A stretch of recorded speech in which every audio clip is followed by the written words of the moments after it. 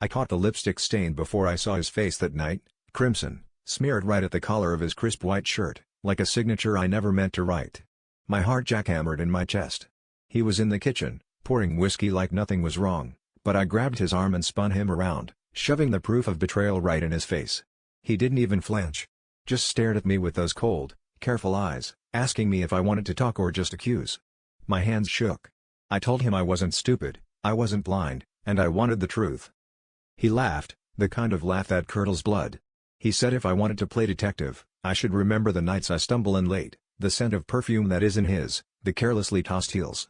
I felt my cheeks burn, but I didn't back down. We screamed at each other, ugly words pouring out, the kind that can never be unsaid. I demanded names, places, dates. He said maybe I should start with my own. That hit me like a slap, because I realized how much I'd blurred the lines, how many nights I'd spent tangled up in someone else's arms, convincing myself it was just revenge. The fight bled into silence, both of us breathing heavy, staring at the floor.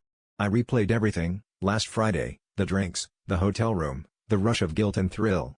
I remembered pulling him close at the front door, lipstick smudging his collar as I kissed him, half drunk, half ashamed, before slipping out again. My stomach twisted. The lipstick was mine.